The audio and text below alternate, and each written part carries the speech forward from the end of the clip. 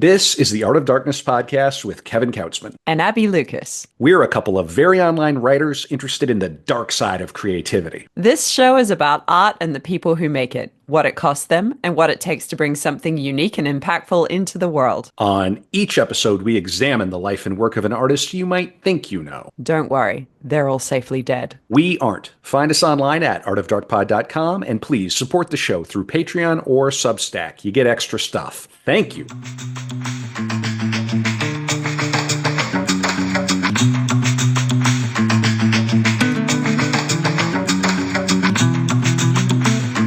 All right, we're back with another episode of Art of Darkness. This is a core episode of the podcast about the dark side of creativity. I'm Kevin Kautzman, joined by Abbie Lucas. Abbie has something really, really fun prepared for us. Abbie, how are you? How was your Halloween? Happy Halloween from Art of Darkness.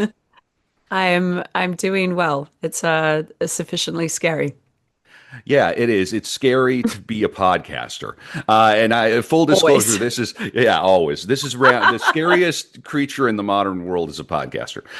So this is round two. Abbie and I were 30 minutes into this already, and then I had gremlins in my machine. But we're gonna make this work. It's gonna be good. Please, everybody, It's Halloween. Happy Halloween. Everybody, please go to patreon.com/Art of Dark Pod. Support the pod. I know Abbie has a banging After Dark. After Dark is reserved for the patrons.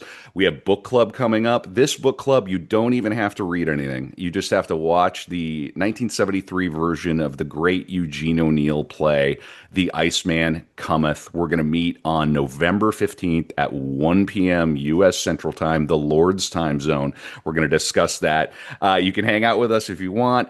At book club, or you can just listen back if you're a patron on Patreon or Substack. You get ad-free core episodes. So if you want to listen to this episode without ads, support the show. We really appreciate it. The easiest way to do it is just get a year, right? Just sign up, do a year, you get a discount, and you get access to all the bonus material. We have huge news coming. We've got season 6 coming. This is the penultimate Abbie Lucas joint for the year. She will be back next summer. I have it on good authority that Mr. Kelly is going to be returning here very soon for a special dark room, and then more to come. I have an announcement for the new co-host for season 6. That's going to happen in the next couple of weeks. So we just got tons of stuff lined up, and hopefully everybody is excited for all of it. I'm preparing Eugene O'Neill, and of course Abbie has a core episode for us here today. Go to artofdarkpod.com. Abbie, who are you covering today? Today I will be covering Merata Mita. I'll pretend that I didn't hear 30 minutes about Merata Mita. But really, ask the question, Abbie. Kevin, what do you know about Merata Mita? I know that she's an indigenous filmmaker, Maori, from New Zealand, and was a pioneering filmmaker in that sense. And I didn't hear much more in the previous attempt, so that's really all I know. I know that there's no there's no full text biography of her, and so Abbie had to work extra hard to put together this episode. But that really is what I know. So along with the audience, I'm going to learn all about her. Apparently, she's a household name in New Zealand, though. Mm-hmm. Yes. Yeah. All right. She is. Great.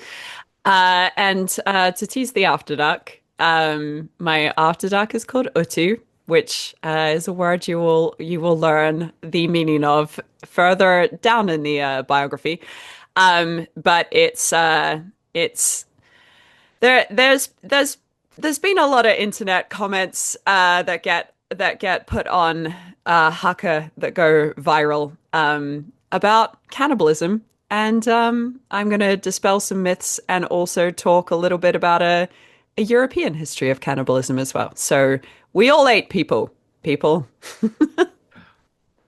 all ate people.com, and you can find Abbie at abbielucas.com, and of course we're at artofdarkpod@gmail.com. That's exciting. I love cannibalism. I think that might be the first. I think that might be It's among the first.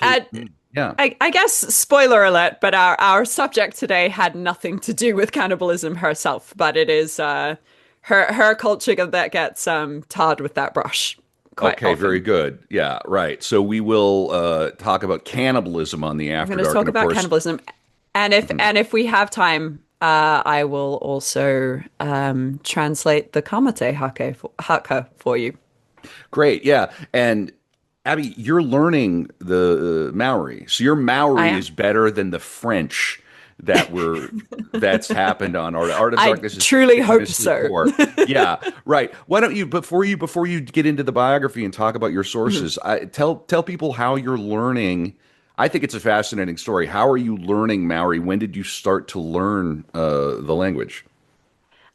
So I will have naturally learned some pronunciation from growing up in New Zealand. I mean, I hope everyone would have.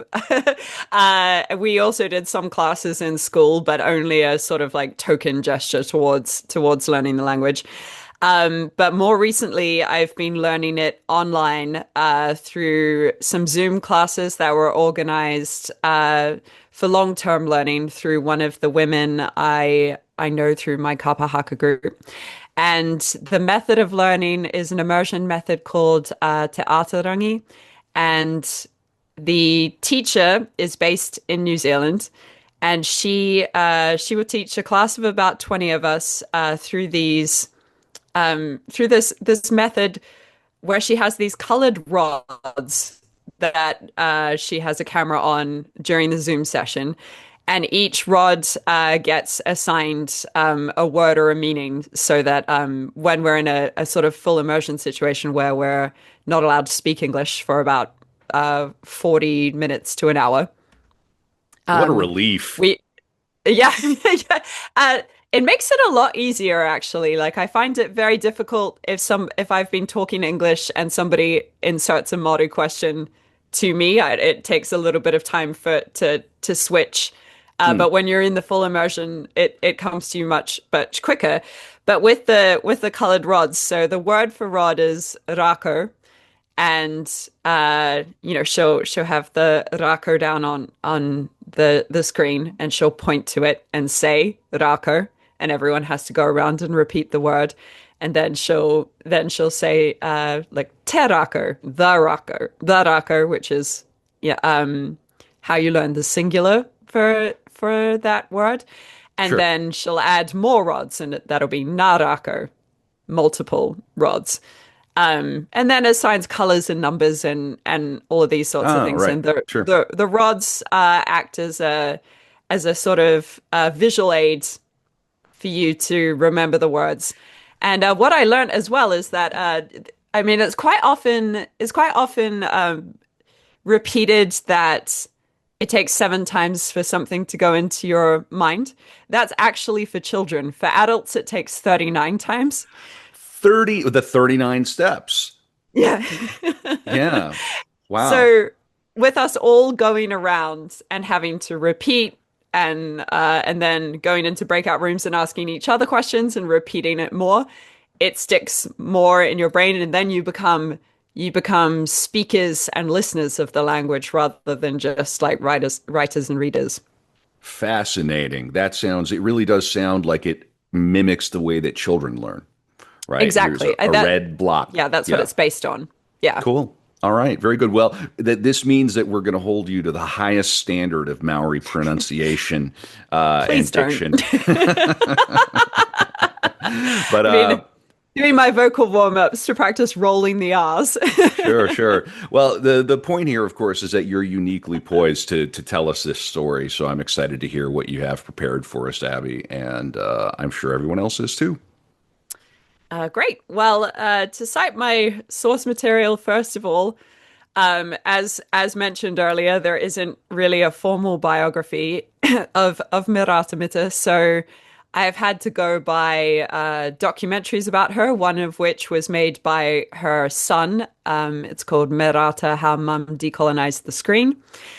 The New Zealand on Screen website has a really great collection of the documentaries that she made, documentaries in which she features, TV shows in which she featured on, and then another resource was a website called Ngā Taonga, the treasures that translates to, and that's a sound and vision resource for all of the like sound and visual history of Aotearoa. So there's a lot of things you can find there. There's a lot of things you can't find there as well. You kind of have to send away for them. But thankfully, most of this was online and I could watch it. So I am truly presenting an oral history to you, and it's quite fitting because Maori have a strong oral history tradition.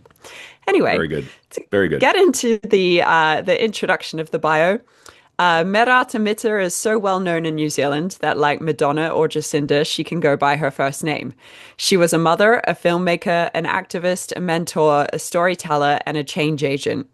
She was the first Maori woman and perhaps the first Indigenous woman worldwide to make films, and through her documentaries, interviews, and her dramatic feature Maori, she was a passionate voice for Maori and an inspiration to a growing global tribe of Indigenous filmmakers. Her life story tells us of mana wahine, women of strength or powerful women, of tino rangatiratanga, self-determination, and of work driven by an aspirational vision for a future where all tamariki and mukapuna can fully live as Māori on their own lands. It also tells of the many struggles that she as a Māori female filmmaker and her tamariki endured in order to become part of the transformative change needed in Aotearoa. As Merata voiced, when you come up against that kind of racism, it's probably one of the ugliest things you have to experience in your lifetime. But the fact of the matter is that when you have children, you have an investment in the future, and so you come out fighting again. And so to start off the episode, I'm going to do a little bit of a history of the Maori people and of New Zealand as it became colonized, because I'm very aware as a New Zealander that not a lot of people know about the history of New Zealand. And so some of the things that end up getting talked about in her documentaries and such would become confusing because, like sometimes you talk about Maori people and you're met with a blank stare. Like a lot of people know the haka from the All Black rugby team. But a lot of the time, New Zealand gets left off the the map. Or they think we're Australia. Literally left off the map. People think you're Australia, and there are about 5 million souls in New Zealand. Is that correct? Yes, I believe it's around 5. Roughly Yeah. the same population as the great state of Minnesota. Go Gophers! So this is good. And of course, what do people think of? They think of the rugby team. They Rugby think team. of Abbie Lucas, the filmmaker. They think of apparently Merata Mita, although she maybe Yeah. not outside New Zealand so much. I don't know. And then No, not yeah, so much outside New Zealand, I don't think. sure. No, I mean Taika I Waititi you might have heard of. sure. Yeah, of course. Yeah. Peter Jackson. Yeah, the Hobbit, which is one of the books that's going to be in book club next year, which tells you exactly one of the subjects we're going to be covering next year. So get ready to reread The Hobbit for book club next year if you haven't. But yeah, that's about what people think of, and then there's sort of like this vague like, oh, I want to see New Zealand one day. That's Yeah. like a thing that's happened, right? Because I saw the Lord of It's the Middle Rings and Earth. Yeah. it looks so beautiful, right? But it's like, okay, are you ever really going to go? I don't know. So I can't find it on the map. It's not. It's not there. Why Sure. does it take me 26 hours to get to? Well, right, you and I have known each other for a long time, and let me tell folks listening in podcast land that like when Abbie gets ready to go back to New Zealand, like every year or two, it is everything shuts down because it is it's like a 30-hour trip with a layover in Hong Kong or something like that, isn't it? Yeah. Yeah, it depends on the airline you're taking. But generally through like Hong Kong or LA, Singapore, Thailand, Yeah, it's a lot. it is a lot. Yeah. So anyway, there you go. So yes, if you are fortunate enough to visit New Zealand one day, go for a long period of time because it is a long flight. And it's actually a bigger country than you think it is. Duly noted. We're going to learn all about it here on Art of Darkness. I'm reminded of the great Bosch episode that Brad Kelly did, and Brad's going to be back here soon, so hang tight, folks. You got Boshed. But he had to put together this type of episode that didn't exist before because there's no biography of Bosch. So he put together this sort of pastiche, almost like a Rashomon thing where it's like, well, maybe Bosch was this, maybe Bosch was that. I think Murata is a little closer to us, so we have more Yes. definitive material. But still, it's tough to do an Art of Darkness episode without a rich biography. Like I'm preparing O'Neill, and I'm relying on a great Dowling. It's by a fellow named Dowling. I have that to And you rely probably on. had a few to choose from. No? Yeah, exactly right. And then you sort of it is a sort of a womp feeling when you're preparing an Art of Darkness episode and you discover like the biography that you purchased is a bit of a dud. So I Yeah. actually always, because we're getting ready to start preparing next year, I always now start looking up like what is the best biography of every subject. I want to tell people too here. Next year, we're gonna give people the opportunity to quite literally request an episode for a dollar amount. So if there's going to be a dollar amount you can donate, and we will cover your episode. We will cover your subject. Not guaranteeing we'll do it the same year, but it will be like queued up for the following year. So we will start taking requests from next year. We'll announce that here in another sort of coming episode with the details and the URL. I'm excited about that because we're always fielding requests from people. We love hearing from people. artofdarkpod@gmail.com. We will do practically anybody except for the Austrian painter because, of course, we've established that once as if we want to kill the show, that's the final episode. In any event, Abbie, so New Zealand, we're going to get some history of the place that you hail from. Indeed. All right. Okay. So, Maori are the indigenous Polynesian people of Aotearoa, New Zealand. Aotearoa is the Maori word for New Zealand, and it means the land of the long white cloud. Um, yeah. If you go to New Zealand, the sky is closer than it is in other countries. The clouds, they tend to hang lower, and they're quite dramatic. So, yeah, that's probably where that You were name came from. you were saying the sky feels closer. It feels closer, yeah. Huh. Yeah. Okay. Maybe it I, literally is. I mean, what do we really it could know? be. Yeah. I mean, well, you're on the edge of the planet. You're at like a different angle. You're way down there. It's way I down mean, there. I think it's closed up, or it's close to have being closed up, but over New Zealand and Australia there was the hole in the ozone layer from Sure. like the pollution From that the was blowing down hairspray. from the northern hemisphere. The CFCs or whatever it is. But yeah, we have a greater risk of like melanoma Oh, sure. in New Makes Zealand sense. and Australia. Okay. And that so the sun was something we were very scared of as Okay. children. Yeah, yeah, they really put a lot of fear into us. I was convinced that Yeah, acid rain was going to kill us, you know. We're going to literally going to get HIV from like rug burns, you know. right. They really are, you know, for the zoomers out there listening, you don't understand I think you've had your own anyway. It's a regime of fear up and down the line, isn't it? Yeah. Yeah, our campaigns of fear were the sun, riptides, and drunk driving.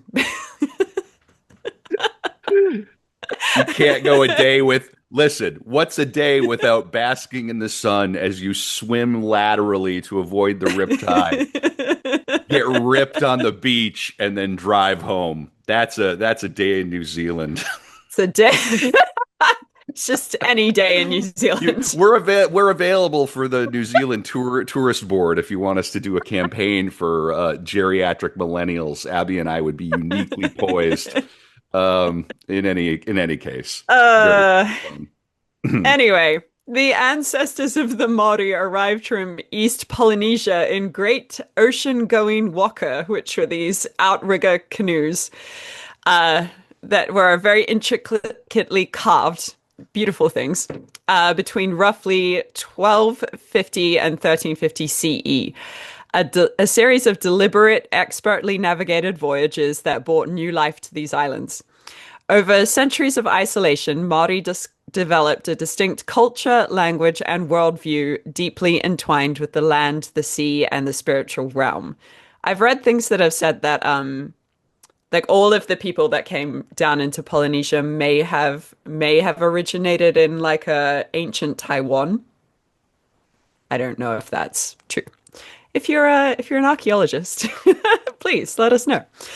Anyway, life centered around iwi and hapu. So your iwi is like your tribe, and then your hapu is a sub-tribe of that tribe. So our iwi is in Discord, right? So you can go to The artofdarkpod.com/Discord. Yeah, Nati out of darkness.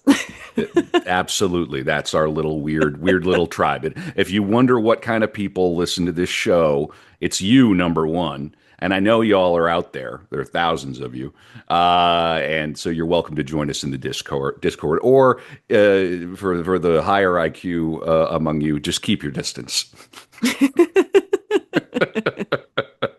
No, but this is fascinating. So there are two tiers. So there's your broader tribe, and then there's like your inner family kind of group.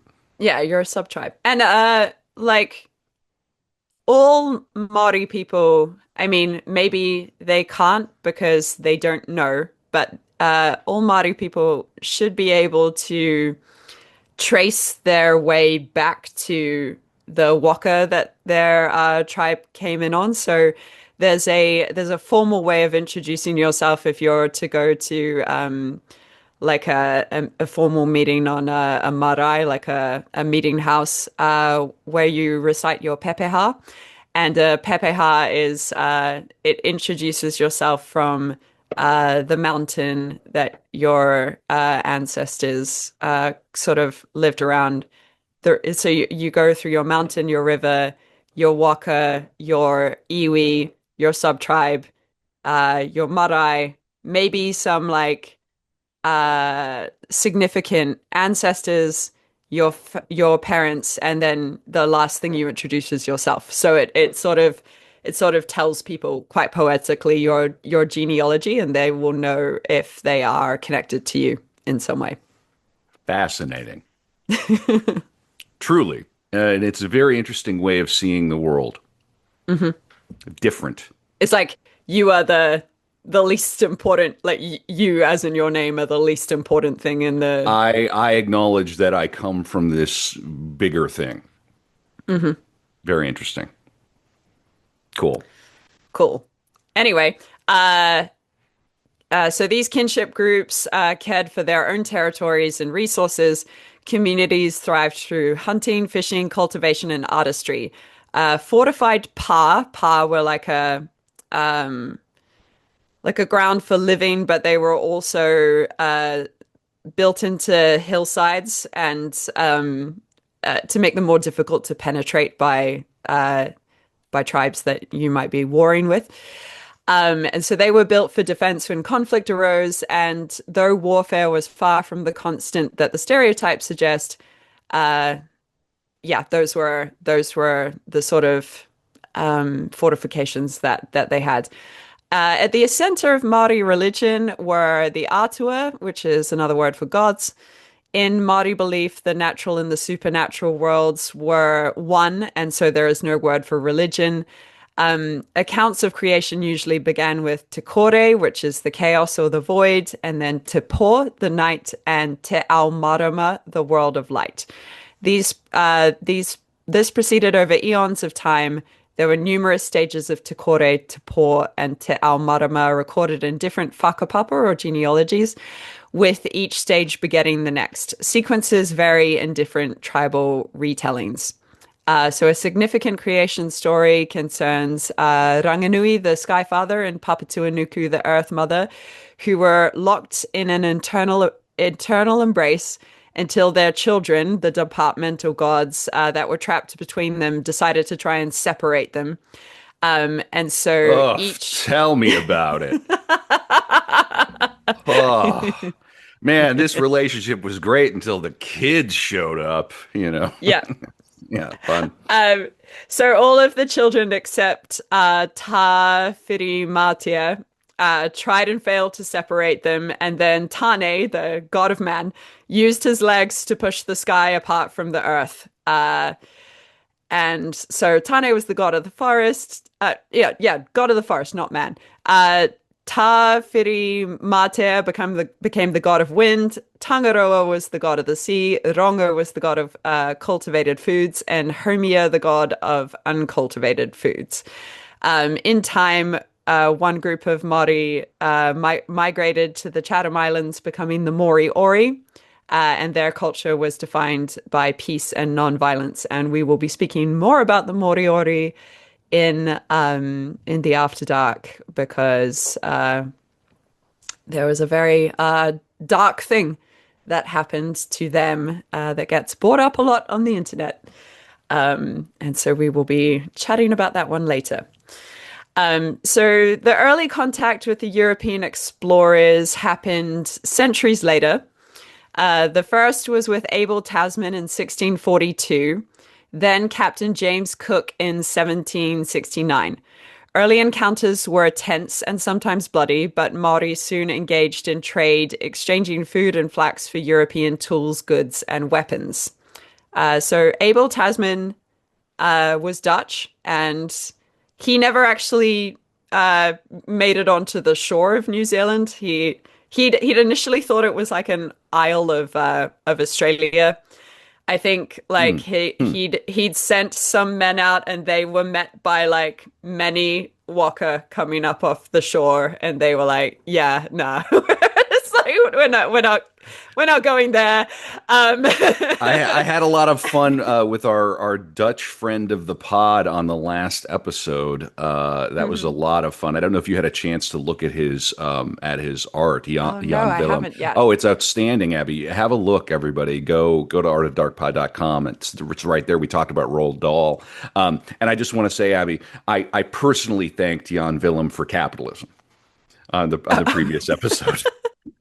So I'm pleased that it's coming up again. Personally. Yeah, I just wanted to thank him. I wanted to thank Oh, him. the Dutch, right. Yeah, I wanted to right. Yeah, for thank you for Right. yeah. So Yeah. I'm reiterating that now. So there's more capitalism happening here. So one of Abel Tasman's it wasn't even I don't think it was even Abel Tasman himself. I think one of the cartographers that was mapping things out based on what Abel Tasman's voyagers had found, named Aotearoa, New Zealand, after a Dutch place called Zeeland. I've been to Zeeland. They're nothing alike. But what did this cartographer know, I guess? The sky is horribly far away Sky, in sky, Ceylon, sky is miles away. miles away. You can't They don't kilometers have away. a Hmm, single mountain. right, and no hobbits. No hobbits. Dutch people generally quite tall. Anyway, by the early 1800s, contact with whalers, traders, and missionaries was changing Maori society. Maori quickly adopted reading and writing, translating their oral histories and whakapapa into written form, and the introduction of potato boosted agriculture. But the musket reshaped everything. The musket wars of the early 19th century saw iwi battle for mana, which is like it means like prestige. It's a very good thing to be a person of mana. And survival using new technology. Entire regions were depopulated. Some iwi were displaced, and the Moriori suffered invasion and enslavement by Taranaki tribes. At the same time, foreign diseases like measles and influenza devastated Maori communities, and that is, of course, the Europeans came with blankets, which everybody was quite fond of, and the blankets carried influenza and things like this, and yeah, it knocked out a lot of people. So, uh, as European numbers grew, Maori and missionaries alike worried about lawlessness and foreign ambitions, particularly from France. I guess that's the British missionaries were worried about French ambitions. Um, and in 1831, 13 northern chiefs wrote to King William IV asking for protection. In response, the British appointed James Busby as a resident. He was just sort of he was there to sort of not really govern because he didn't really have any power, but he was there to sort of oversee the European population. But there wasn't really he was quite ineffective. There wasn't much he could actually do. Yeah, So Europeans are notoriously hard to manage. well, there was because it was a lot of sailors and whalers and traders. There was a lot of Like that, drunkenness. like anybody who left Europe to go literally off the map is probably going to be like Yeah. a little So bit. Yeah, the I'm from a place called Paihia. It's in the Bay of Islands, which was a very it was a very early sort of port of call for Europeans. So there were quite a lot of Europeans living in and around the Bay of Islands. A very very beautiful area. It would have had plenty of fishing and uh, I mean, I haven't seen any whales there, but maybe they were there at some point. And there's an area of land sort of opposite Pai here. You take a ferry to get there. It's called Kororareka or Russell, and it was referred to as the hellhole of the Pacific because the sailors had set up a lot of brothels and bars. sure, cool, all right. There's Um, nothing like a port town. yeah, yeah. So a lot of drunkenness, a lot of violence, and the local iwi were getting a little bit antsy about this. So yeah, they were like, well, we need to speak to your chief, King William, and he sent James Busby. So Busby helped Northern Rangatira, the chiefs, the people of Mana, establish a national flag in 1834 for New Zealand-owned ships, and a year later he gathered chiefs to sign He Whakaputanga o Rangatiratanga o Nu Tireni, the Nailed Declaration of it! Independence. Nailed it! Woo! um, so they needed a flag because they were trading with Sydney, and a New Zealand ship went over to Sydney and got seized because it didn't have a flag. So they needed a flag. So it asserted that Maori had sovereign power, or Kingitanga, and they were mana i te whenua, through their collective authority as the United Tribes of New Zealand, and Britain recognized He Whakaputanga in 1836. So in 1836, the United Tribes of New Zealand were a sovereign nation, not a colonized one. Repeat the year for me one more time, just so I can. 1836. Really, it's very early. Fascinating. Yeah. Okay. So at that point, Maori officially had internationally recognized sovereign power over their country. But by the late 1830s, New Zealand was drawing more and more British settlers. And with the New Zealand Company planning large-scale colonization, disorder was starting to spread, and Britain decided they were going to act. In 1839, Captain William Hobson was sent to claim sovereignty, but legally, Britain couldn't annex a recognized independent state, so they would need Maori consent to try to claim sovereignty of New Zealand. And so in 1840, Te Tiriti o Waitangi, or the Treaty of Waitangi, was signed. It was drafted overnight and translated into Maori by a missionary named Henry Williams and his son Edward. I've heard stories that um, there were going to be meetings about this treaty, and so chiefs from different places in particularly the North Island or around Northland, I would say, went to Waitangi, which is just around the corner from where my parents lived. They actually got married on the treaty ground. Um, they went to Waitangi. Uh, they were meant to be there for a few days, but the hosts didn't they didn't prepare to have like food to feed everybody. They weren't being hospitable, so the Maori were like, "Yeah, we're going home tomorrow because you're not feeding us." and so that's Perfectly one of the reasonable. perfectly reasonable. um, well, one of the great sort of like tikanga or like Maori values is that you you feed your visitors. And Yeah, I mean, sure. it's I a mean, value this in is lots of the places. Like, natural human. Yeah. I mean, if I show up somewhere and there are no hors d'oeuvres, I'm out. yeah. I mean, if people are going to visit like a marae or like stay, there's generally a like a they come, they introduce themselves, immediately they get fed. Like, so I even now, yeah, of course, even now, I'm like, I feel if somebody comes over and it's gone 10 minutes, I haven't offered a snack or something, I feel bad. Yeah, yeah. I'm not Maori, but I understand Well, what you're so saying. these British people, they weren't offering food. And so people were not going to hang around for 4 days to not be fed. And I think there is also rumor that the person who was translating the treaty may have been drunk also. It's possibly true.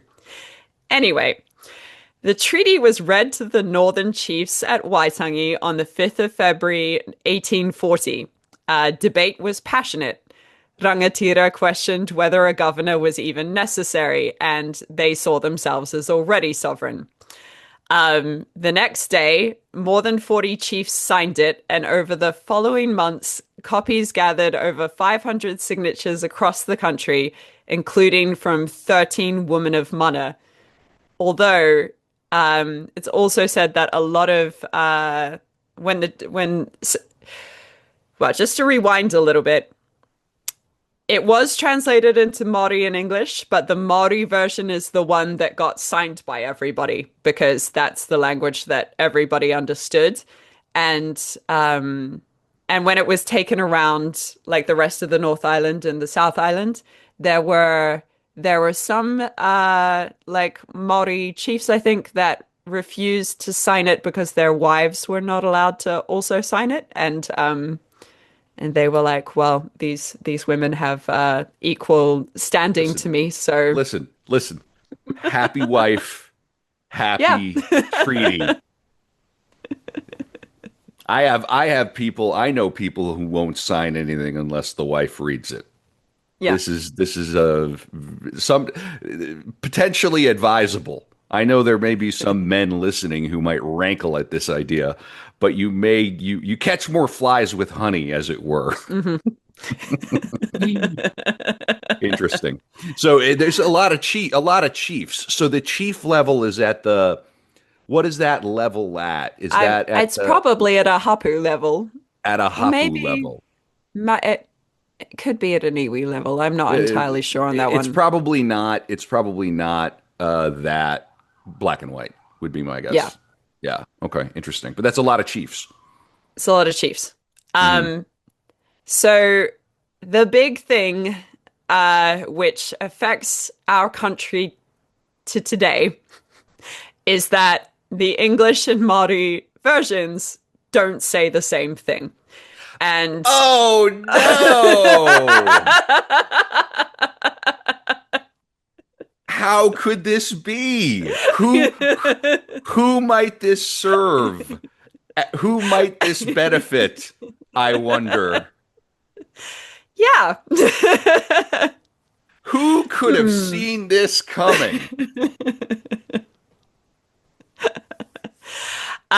So yes, the whether it was that the translator was drunk, which some people say, or whether it was malicious, we will never fully know. But what we do know is that the in the English text, the Maori ceded their sovereignty to the Queen, and in the Maori version, they granted the Queen governance over her people while retaining Te Tino Rangatiratanga full chiefly authority over their lands, people, and taonga katoa, all treasures.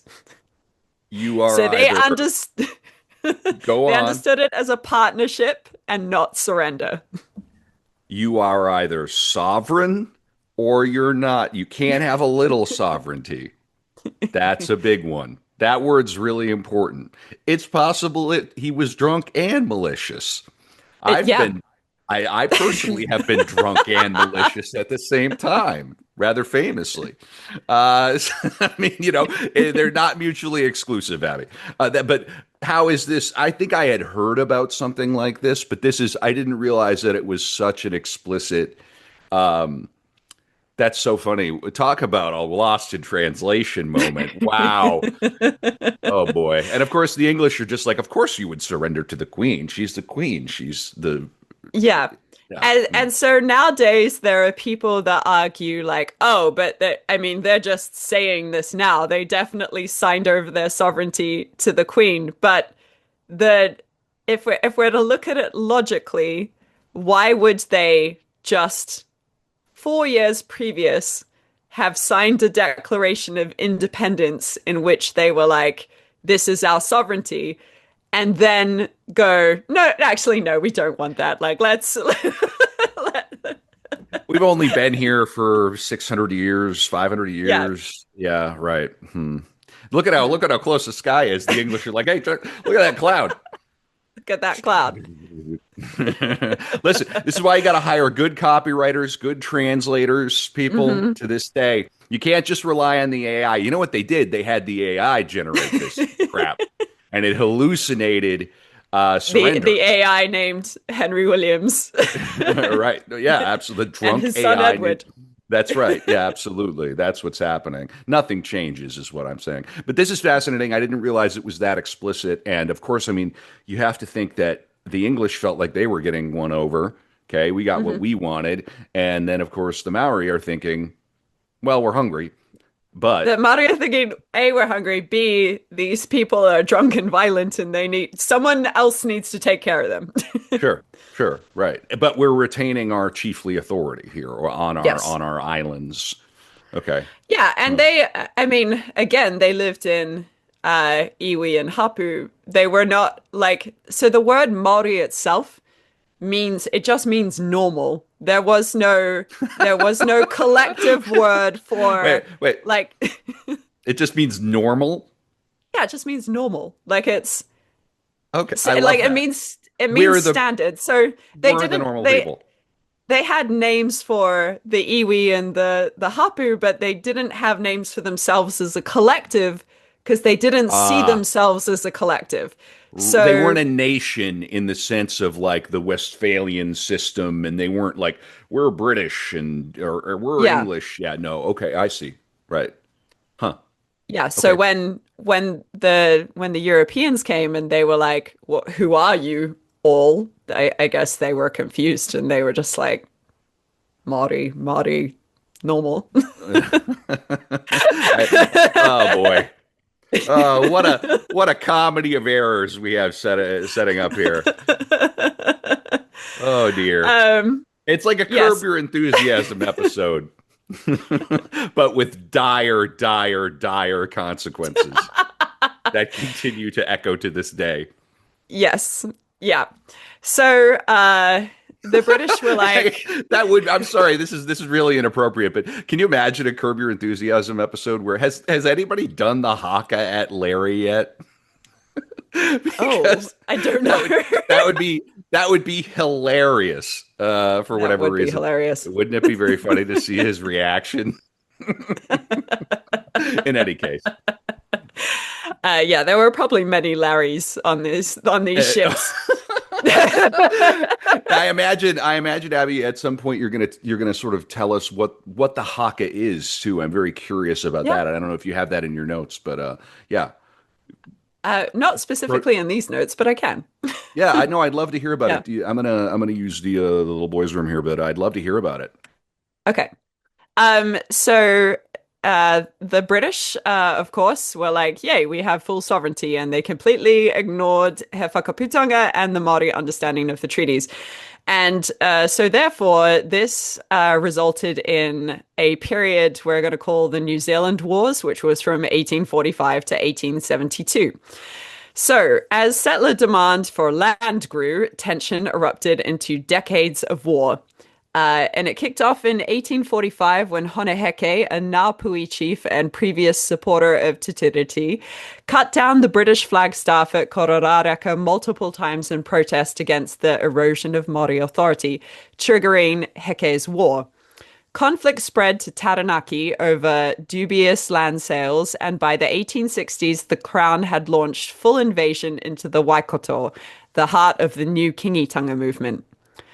The Kingitanga movement was a Maori attempt to establish their own king, I guess, to so that they could have that for all iwi could have a central figure that that would have the same chieftainship as the queen, and You got an authority arms race here. Like they yeah. have this thing, and can you imagine like how they have to like conceptualize what a queen is?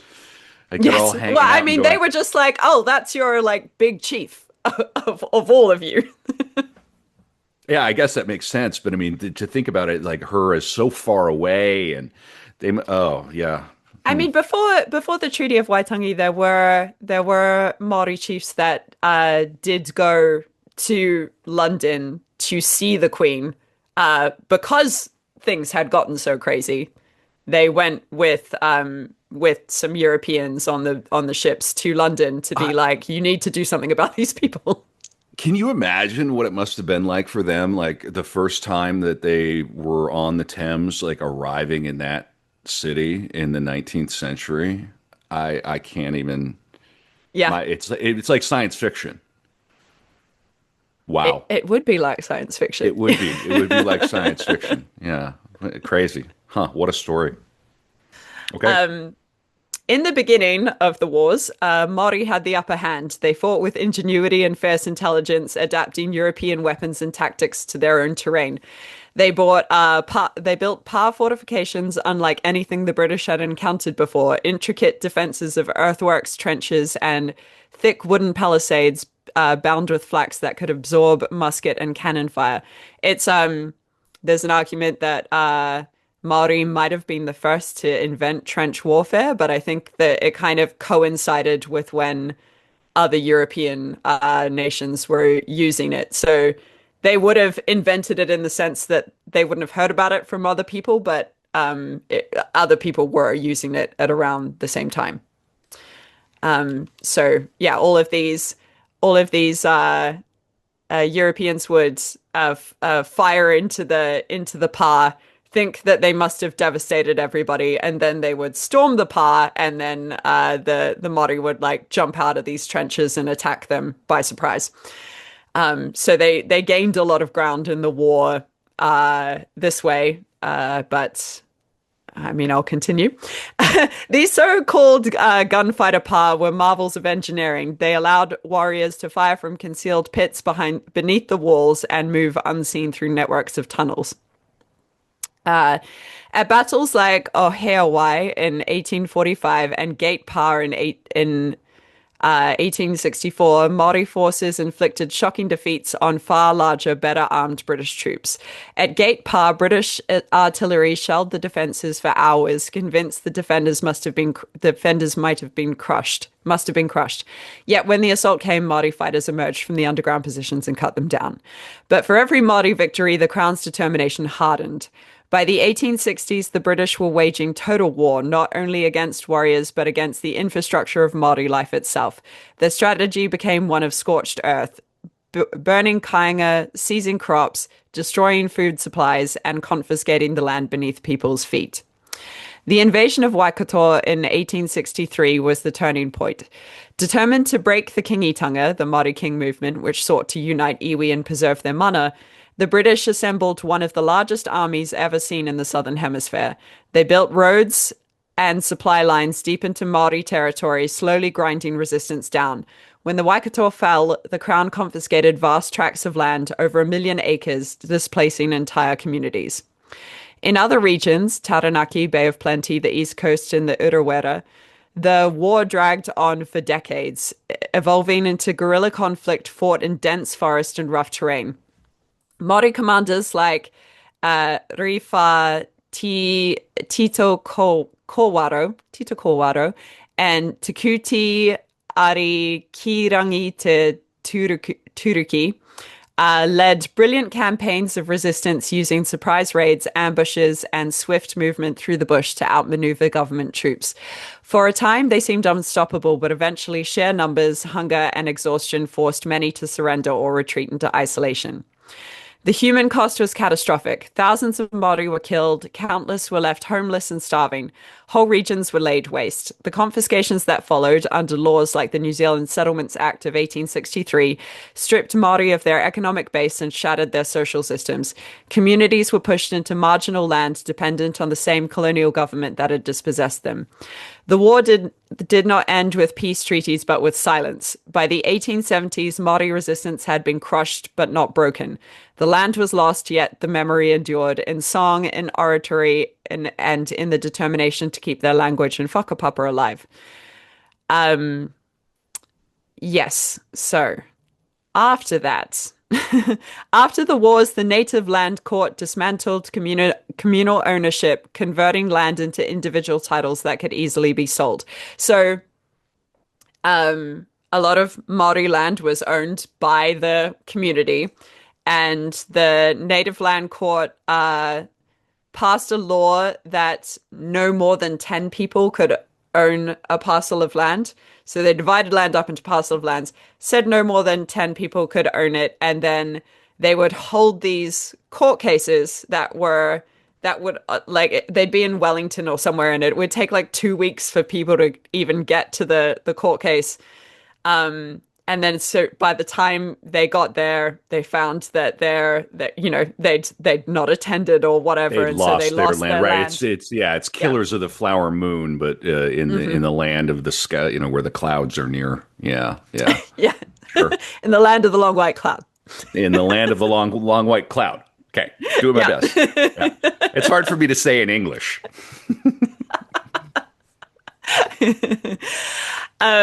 So yeah, everyone was losing their land because it was communally owned, and that was against the law. Now, so yet Māori resilience endured. Movements like Te Ko Tahitanga, the Māori Parliament, and prophetic faiths such as Ringatu and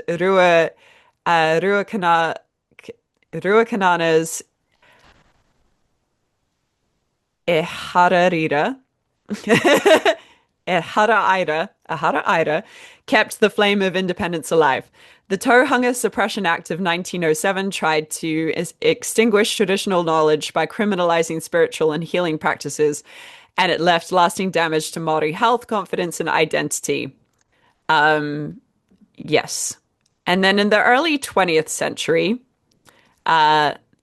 leaders like Sir Apirana Ngata, Te Rangi Hiroa, and Maui Pomare worked to restore pride and prosperity through land development, education, and cultural revival. When World War II broke out, Māori volunteered in large numbers. The 28th Māori Battalion became legendary for its courage in Greece, North Africa, and Italy.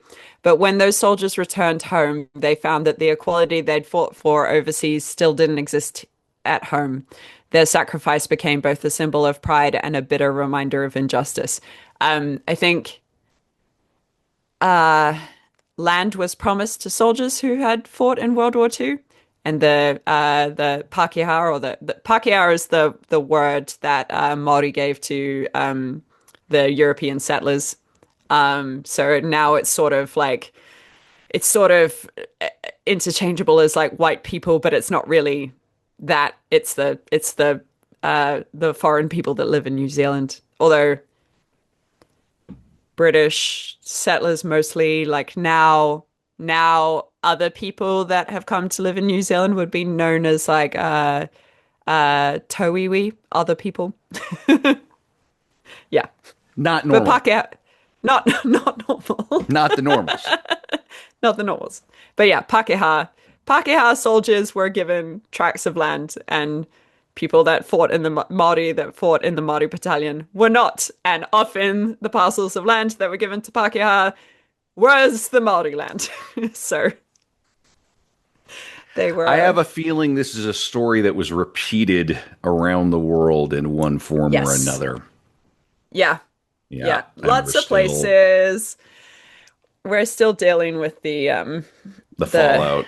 the fallout and It, the it, it, it, repercussions. I mean, and obviously it's about venal greed and sort of entitlement and racism and everything else, but it's also really what I'm reminded of here, listening to you tell this story, this fine oral history that you're giving us, Abbie, is that it really is fundamentally about different ways of seeing the world. Like, no, you can't all share that. Like, this can't belong to all of you. We need this in writing. We need this on Yeah. paper because then we can take it from you, right? If it's on paper, and it really is almost like spell crafting. All this stuff of like legalese and writing it down, and then you box out the world, and then you can kind of control it and manage it. And we take it for granted And because it's farm it. and farm. Well, sure, of course. Yeah. Hey, I'm pro farming. I mean, I like to eat, Yeah. but you know, Well, I it's mean, the Maori were also pro farming, oh obviously. yeah, sure, Yeah. okay. Yeah. May I ask Abbie? So two questions I have right now. What would they hunt? So the very early Maori, the very early Maori that came, I think like scholars would call it like the archaic period. So this is long before European came. There used to be this bird called a moa that was like, if you could imagine a kiwi, but bigger than an ostrich. So they were these like Whoa! giant, like prehistoric birds. Sort of the feathers of a kiwi crossed with the body of like an ostrich emu type bird. And they were huge. And so those were hunted for their meat and for their feathers, which were turned into cloaks, woven into cloaks. And I think the other type of meat that was hunted was seals. And then New Zealand doesn't really have natively doesn't really have mammals, so it would have been birds and fish, and then like root vegetables. Yeah, I imagine it was a lot of fishing. Yeah. It was a lot of fish. And then there's a traditional way of cooking called hangi, which is to heat up stones and dig a big pit in the ground, and then everything gets cooked in the ground, covered up. Ground barbecue. Ground barbecue, yeah. It actually sounds really really good. Well, I'm getting quite hungry. I mean, people still do it now for like large gatherings. So you Sure. can you can either dig your own hangi pit or you can hire out a hangi pit, and then it's quite popular A to hungy pit master. yeah, you can be a hangi pit master. This is totally self-serving, but I have been asked, even though maybe not explicitly, I finally got my brisket to the level where someone asked, could I maybe do it for a wedding? Oh wow, I was wedding so proud. brisket. I was so proud, and it may not happen, and that's not a business I'm doing or anything like that. But it took me. I spent one summer, and everybody's sort of looking at it and going, "Oh, it's a little rubbery and off," and then the next summer a little better, and then finally there was one time, and it was just like gone. It was instantly gone, Oh and that's how wow, you know. So in any event, yeah, I'm you could all try about. cooking it in the ground. I don't think that I don't think that's Texas style. It would now be a good time to ask you about the haka. is this an appropriate time, or do you have that in your outline? No, I don't have it in my outline. So the haka, like everyone sort of refers to it as a war dance. Um, Obviously, it's not going to be practical for you all to go on a battlefield and start hackering at your opposition because they'll just be like, well, we will kill you while you're doing this silly dance. Arrow, So it arrows, was, guns. yeah. And Sure. it's not a silly dance. So it was more of a like a preparation, so like a coming together tribally to prepare for battle rather than it's not like the All Blacks do it in front of their opponents. You wouldn't Sure, you do would that. do it. You would do it to get jacked up because it's time to It, go and fuck some exactly. people up across the way. It's Yeah. we got to get ourselves. That makes sense because I mean that probably gives you an edge and it brings you together and you're Yes. It's yeah. all about Hmm. bringing you together.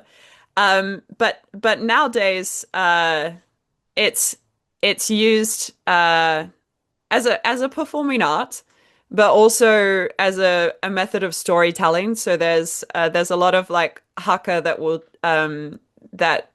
were composed that will tell you about like the New Zealand things that happened in the New Zealand Wars, for instance. This is where Peter Jackson slept on the while making yeah. I'm Okay, teasing. yeah, maybe that might be more of a like motiate or something. Like, I don't know if it would be an No, actual but haka. they'll tell the story of a war using the haka. Okay, yeah, they tell the story of war, but haka are also done at they're done at funerals, they're done at graduations, they're done at weddings. People will do it to send off loved ones at the airport or to welcome them. So it's a lot of the time it's a show of respect for people, and you do them. So there's a traditional welcoming ceremony if you are to visit a marae. So like an iwi or a hapu would have a central meeting house that belongs to the collective. It's called a marae or a wharenui. Wharenui is like the building. It's called a marae. It'll usually have a lot of like carved features, and it's an A-frame building, and it will each. I'm not fully qualified to tell you about it all, but like different parts, aspects of it signify different things to do with the Atua, the gods, or just to even tell the story of that particular tribe.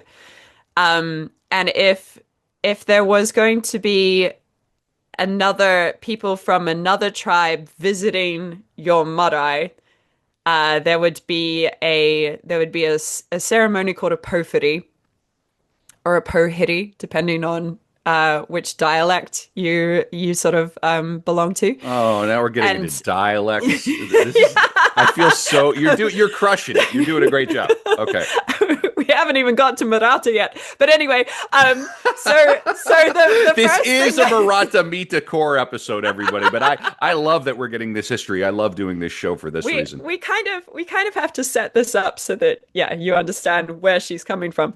Um, And the way a perfidy would work is that you've got the other tribe are out like at the gate or at the boundary line of the marae, and a kaikaranga, usually an elderly woman from the tribe, would call out to them in this kind of chant in Maori, where she calls out to them. She tells you like who her people are, who like the recent dead are, or who our significant ancestors are. And she's sort of welcoming these people in. And there'll be a kaikaranga on the manuhiri or the visitor's side, and she'll call back and she's speaking of their people, and these women call to each other in this sort of cry. Um it's difficult to explain without like hearing it. So you could probably look it up on YouTube. And they continue to call to one another, like back and forth, talking about who they are. And the whole thing is to try to understand whether these people are friends or foes. Like, why are they coming to the Maori? And then when that series of calls is beginning to end, the tangata whenua, the people of that land, the hosts, will start up a haka, and the haka will also tell the story of the people, or it'll be like a significant haka from that tribe, and the manuhiri might haka back, generally not, and then everyone sort of like files in to be seated together, and then men of mana from each tribe will alternate in giving speeches to one another, Sure, and sure. the visiting tribe will offer a gift. Some ground barbecue. Some ground. Well, no, because That'll be later.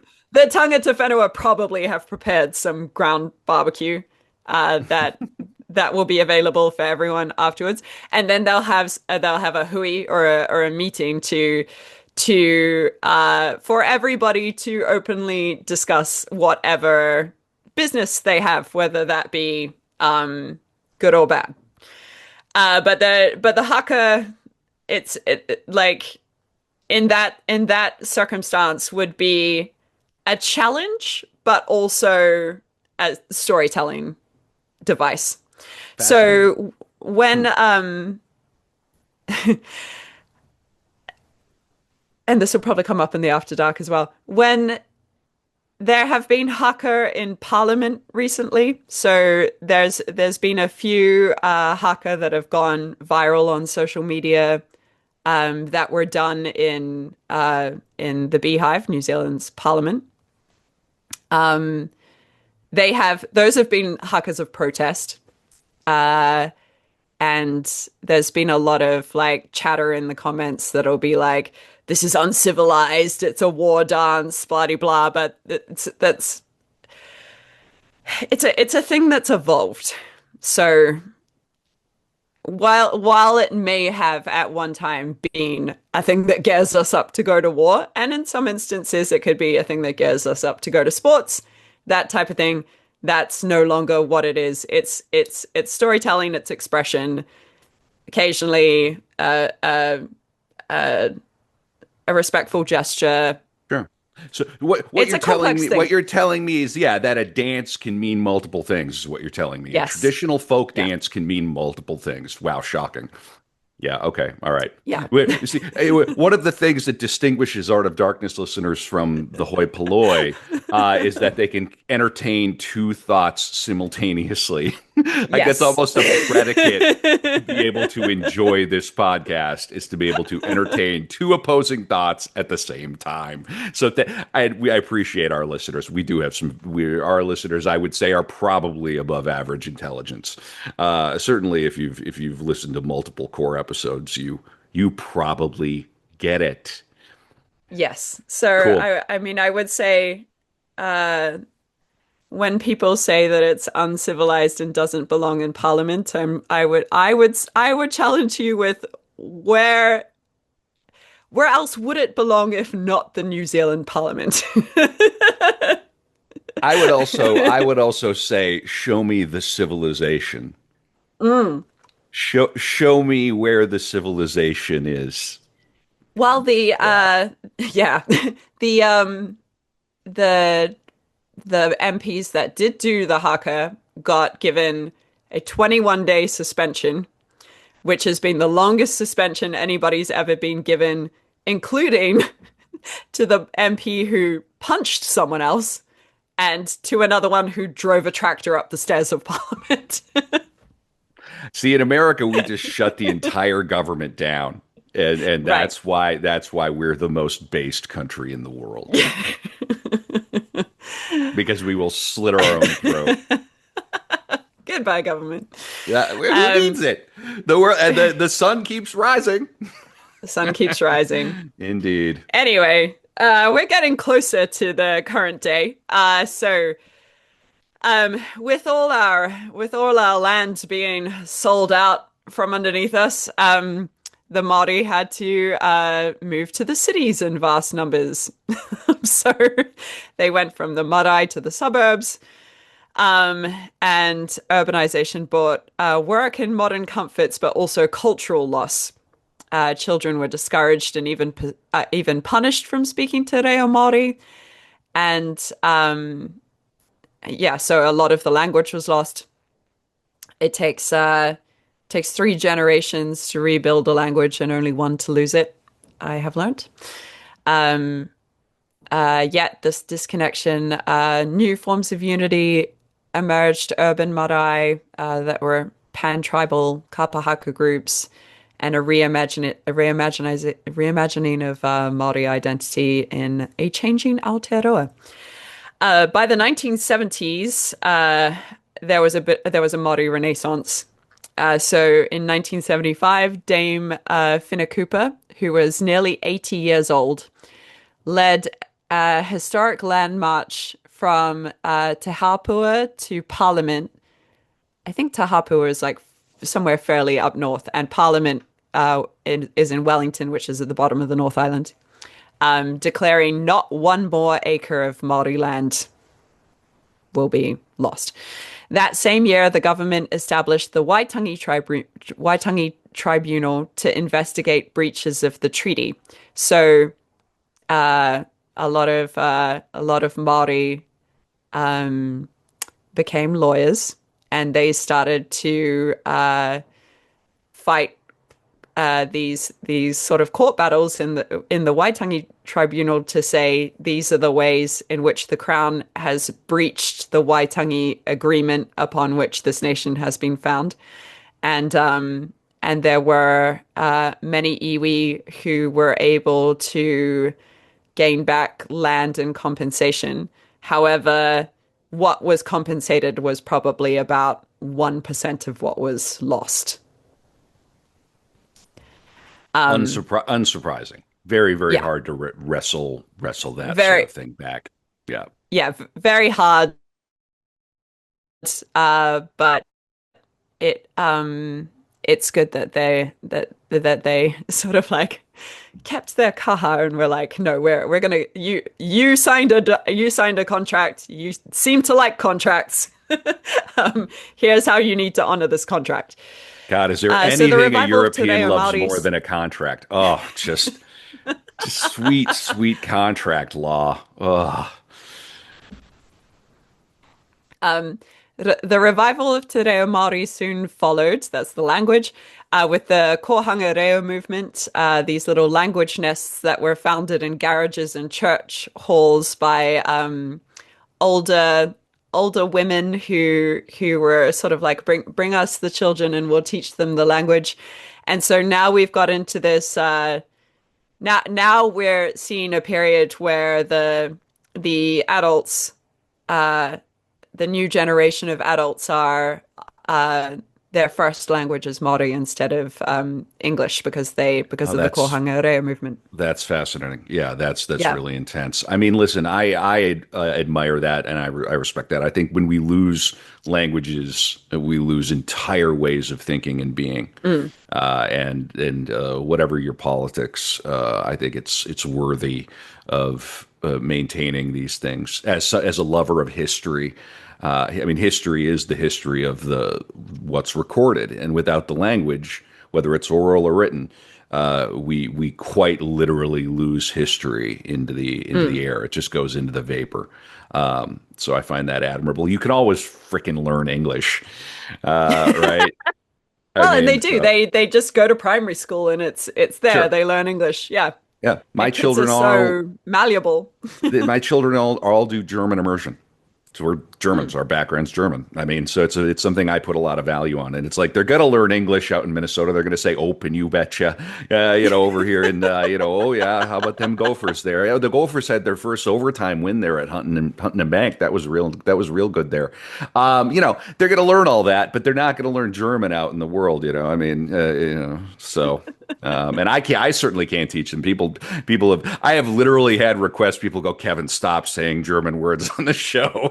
Your Oh no. pronunciation is terrible. I'm like, I'm trying. I don't. It's not like I speak it all the time, you know. So in any event, no, I find that really admirable, Abby. That's cool. Um, yeah, and I mean the Welsh were super successful at bringing their language back. Like that was an incredibly admirable movement, and I think Maori is like on the course to have the same thing, hopefully. Right. I mean, and it needs to be a living language. You know, you Mm, need tens of thousands of speakers. You need to have meetings. You need to be gathering. You need to be keeping it alive. And then I'm sure it evolves too. And I can only imagine when they're meeting, they're probably not purists. I mean, they're probably smattering in, you know, and it's like suddenly you hear yeah. like, Snoop Dogg, but Snoop Dogg, you know, I mean, like, you know, it's fun to Well, think and about. it's yeah, there's the language has a lot of it's got a lot of transliterations because obviously there are words that we use now that wouldn't have existed in the pre Like pod 1800s, podcaster. like podcast. Although they sometimes I can't think of something off the top of my head because I don't know the language that well, but there could be like a more poetic way to say podcast by fusing two Maori words together. So there Sure. sometimes I was things like, get invented. yeah, like verbose idiot podcaster. One who says much but says little. It's great. Very poetic. Very true. So true. So true. Imaginary Maori speaker. Yeah. Mm. So now we have finally got to the biography. We're here. Hopefully you Only have. an hour and 20 minutes to get, but listen, the context is super important. So I'm very, very pleased that you did this.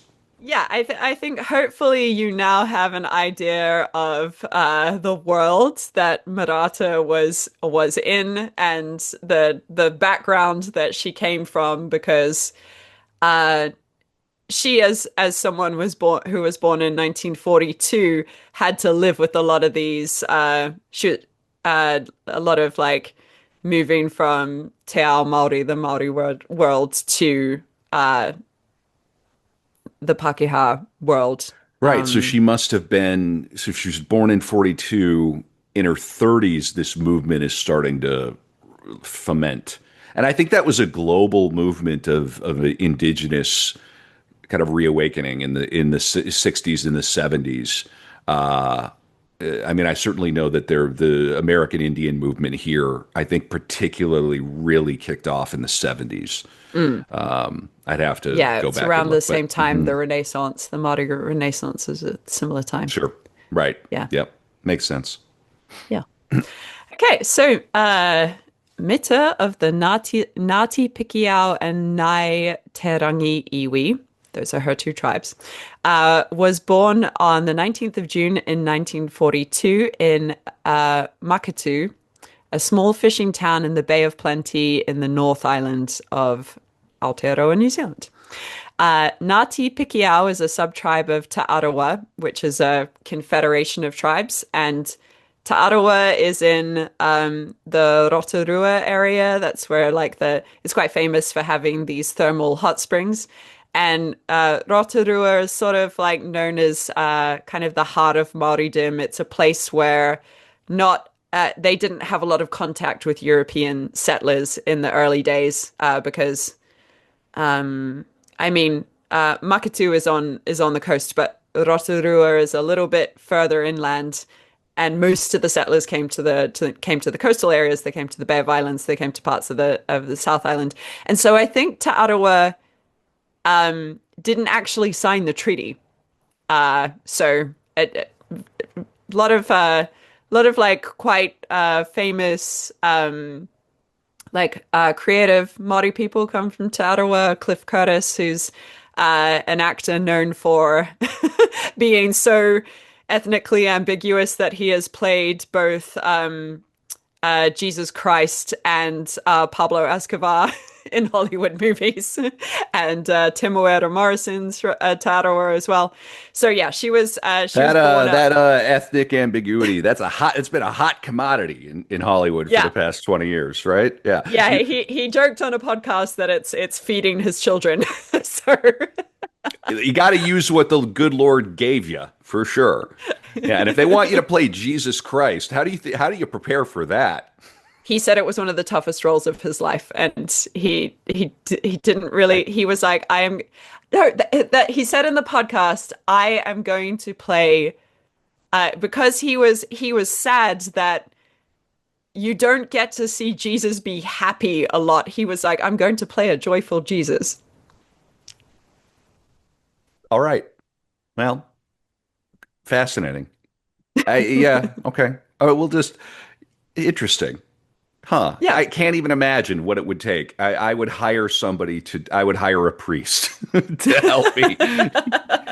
In fact, that's what we do as Catholics is we hire priests Hire to a help priest. us be more like Christ. In any case, no, that's so fascinating.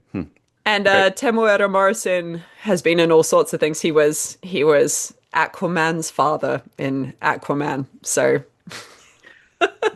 Maori Aquaman. Oh, right. Yeah, I've seen that. I think, okay, it's going to make sense. Okay. All right. Very interesting. All right. Yeah. So you've got a lot of talent coming from this small place. Yeah, Well, from the so Tarawa is a confederation of tribes. So from I see. this confederation of tribes, there's a lot of Understood. very strong creative types, and yeah, a Okay. lot of manner in Tarawa.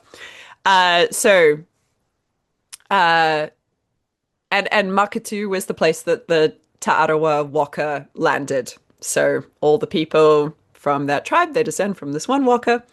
Merata was the daughter of Richard Tikateri Takuira Mita and Annie Pikatia McPhee. She was the third of 9 children. Merata had a traditional rural Maori upbringing on her whānau or family's land and was expected to miss school come planting time. I always had this quiet, fulfilling feeling about being part of Ngāti Pikiao, she would say. In This is her continuing to speak. My ancestors lived in Makatu for about 1,000 years. It's where I grew up amongst some wonderful people. In those days, everything was community-based and centered around the marae. I went to Ratana church services, birthdays, weddings, land meetings, christenings, and dances here. On Te Awhi Marae, on Te Awhi Marae. Sadly, that's all changed, but we love to reminisce about the past. It's the place in my heart that goes with me on my travels, a refuge where real friends talk about real life. Makatu is famous for kai moana, fish, shellfish, paua, kina. Those are all types of shellfish. As kids, we spent summers eating pippies on the sandbank. I'm not surprised a lot of old school mates are coming home. I went to Makatu Primary School. The roll was 99% Maori and the teachers were all Pākehā. I didn't like school much, but I really enjoyed the sports. My reports didn't reflect what I thought about school. They were mostly pretty good. When I was a kid, the local theatre owner who used to screen the films in Te Puke used to travel out to Makatu and screen films on the local marae. I remember so vividly that one, Scott of the Antarctic, it was the one time we were silent. In the cowboy pictures, everyone participated shouting, "He's right behind you," which was normal and you could do it in that environment. It was the great power of cinema to make an audience of boisterous people silent in that instant. But before that, my grandfather was building our meeting house at Makatu. And as kids, we were allowed to just watch this intensity going on as he carved. And I think that during that time, that was when the seed was planted. The power of image and storytelling, because all those carvings were bound up with so much story and history. But high school was a shock. For the first time, I was in a place where there were more Pākehā than Maori. It was uncomfortable, but discomfort must be good for me. I became head prefect, the first Maori to do so. Yeah, so she had a very local childhood, a lot of community, that image of them, getting sent out of the house in the morning to the beach or whatever, and if they got hungry, they just pick some shellfish off the rocks and eat that, and then you know go home, I guess. Sure. Yeah. I mean, it sounds this sort of almost pastoral is maybe the wrong word, but sort of like a sort of a doesn't sound like she suffered too much as a child. Maybe No. there's nothing I mean, boy, when we get to Eugene O'Neill, we are going to hear. Oh boy, we're gonna the greatest alcoholic that we've covered yet. One of the. It's gonna be great. There's nothing like an alcoholic playwright for Art of Darkness. It's the best. In any case, so what are these things she's eating on the beach? They're called pippies. They're just little shellfish. And So we so they have just eat them raw. power, kinner, pippies. Yeah, you just crack open the shell and eat them raw. Okay, yeah, you truly living in the land. Why did you leave, Abby? Why did you I leave? wanted to be a filmmaker. I don't know. The same reason, Big the same city. reason you're leaving that seat for 2026. You want to continue to you're going to be a filmmaker. Everybody follow Abby too. Go to abbielucas.com. Follow her, support her work.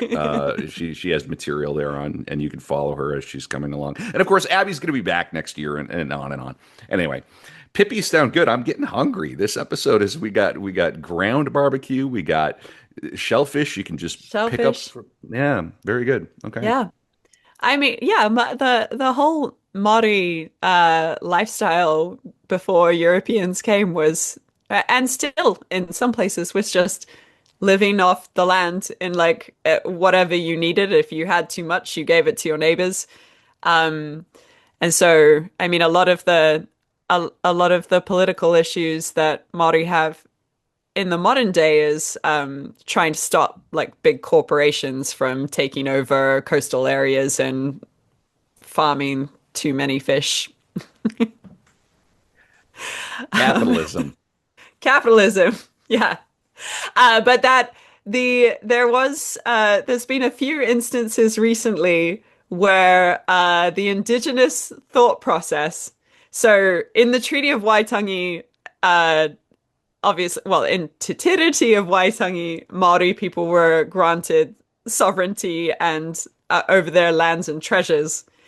Um, and as a consequence of this, somebody managed to argue that the local river in their tribe, because it was their land and treasures and their ancestor, they managed to get it granted personhood, and so therefore it has human rights and nobody can tip waste into it. I love a good legal workaround. You have to work within the system of the people who have the nuclear weapons.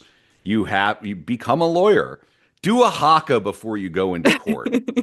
Get jacked up to do some lawfare. I like that Yeah. reasoning. That reasoning follows. Yeah. Yeah, don't corporations in the United States aren't they considered human beings? Like they have human Are rights? I they? don't even know. Yeah, oh yeah, Uh, I think it was a whole scandal. Whatever. I mean, in any case, this is a different podcast, but yeah, okay, all right. So it sounds like an idyllic childhood, or like near idyllic, but then now yeah. she's been dropped into a scenario now where she's a minority. Yeah, because I didn't think there wasn't a high school in Makatu. It's too small, so she'd had to go to a different town for high school. But yeah, she became the head prefect and was obviously very good at school. She just wasn't super interested in it. So unsure of what to do as for a career and not liking school much, she became a teacher. Um, so I love that. sh That's like somebody who just knows, like, oh, I'm so mentally ill. I suffer so much. I'm going to become a psychologist. So many cases, and I respect it. You're just like, what is my problem? Yeah, yeah. I won't shut up, so I became a podcast. I got to turn this into something useful.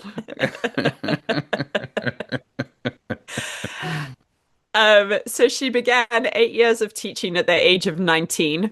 Her high school students at Kawerau College were mostly Maori or Pacific Islanders and were mostly condemned to failure. Mita had tried to foster an atmosphere of aroha, which is a word for love, rather than authoritarianism. The students were good at expressing themselves through art, image, and drawing.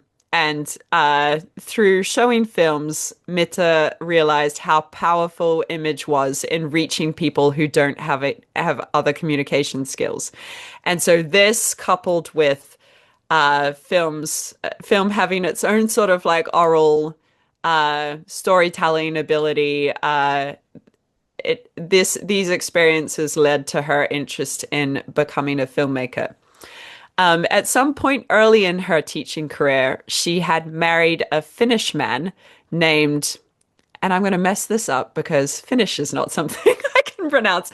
It's, I think, Reiho Juhani Rotjoki.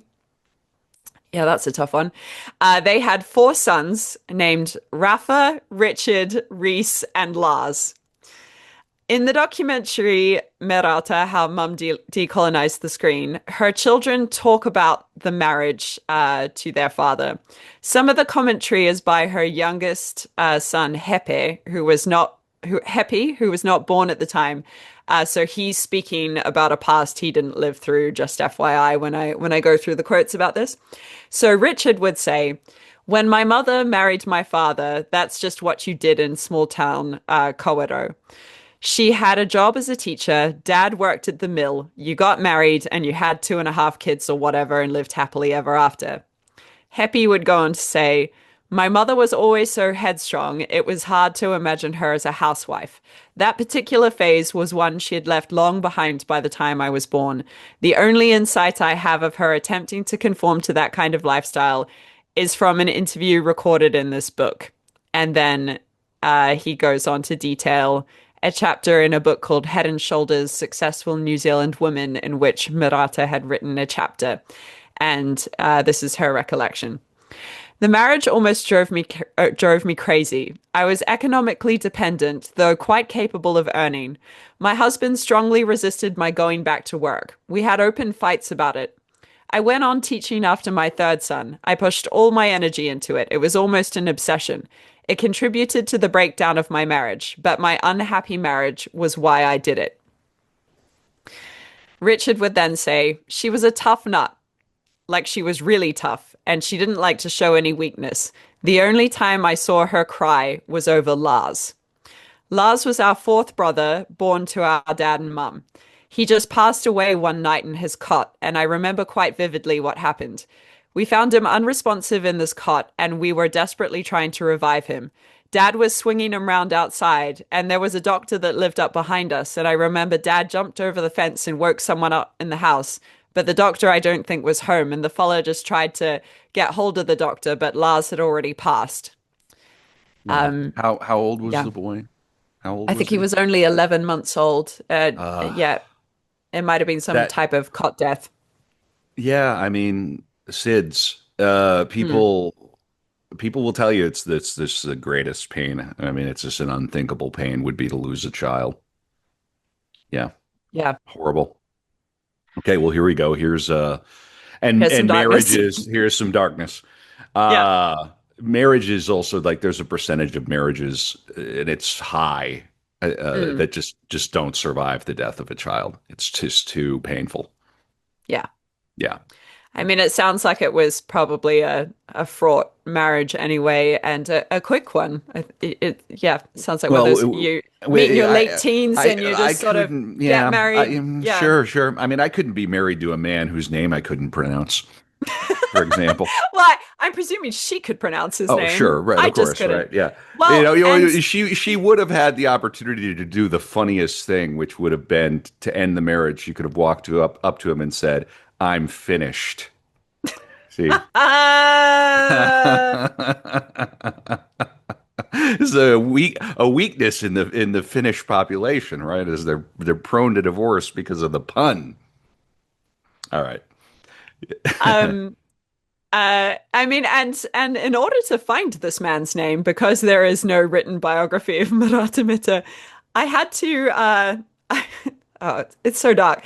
I had to Google no, in the documentary that her son made about her, there was a shot of Lars's grave, his headstone. And so I had to pause it, find his last name, and Google his name, her name, and then it came up with the husband's name because when the children talk about him in the documentary, they never mention him by name. This is the kind of work and research we do for you on Art of Darkness, okay? These are the lengths to which we go. We're looking up strange Finnish men's surnames off tombstones on Halloween, on and Yeah, around Halloween. We're summoning ghosts so you don't have to. We bring you the ghosts on Art of Darkness. Good yeah. work, Abbie. I Big time appreciate that. seance. Yeah, yeah. The seance energy. Good. So Happy would say, I never knew that I once had another brother. I found out by Lars by reading about him in these pages, and she doesn't even mention him by name. I'm not sure what speaks more to the influence his death had on her, the way she described her feelings in this passage, or her silence on the subject. And this is more from Merata's passage. The whole guilt and blame fell on me like a thunderclap. It was a humbling experience. I read it as a sign that I'd become corrupt. I was dishonest staying in the marriage. I hadn't had the guts to step outside conventional morals. And when that child died, I thought this was retribution. I caused this to happen, and I'm getting out. So her daughter, That's not uncommon. Like yeah, a death happens and you just go, "Oh, I have to just change everything." hmm Right? Because you just go to the I can only imagine. I don't even want to think about it. But you just even losing a parent or you just it go has to come with some sort of rebirth. it has to because you go to such an emotionally fraught place that you can't stay there, but you can't go back to be the person you were. The feelings are just overwhelming. I can only imagine, especially a mother. Um, yeah, in any event, yeah, that doesn't surprise me at all. Her daughter Awatea would say, there's been this narrative in my family that mum was happily married with four sons. My father came along, she's pregnant to my dad, and then whilst she's pregnant with me and our younger brother Lars dies as a baby. And then her son Rafa says, that was another thing that came as a complete surprise to us, was that mum had formed a relationship with one of her students, Mahuta, who's Bob and Awatea's father, and I had absolutely no idea about that. I don't think a lot of people knew. So what had happened next?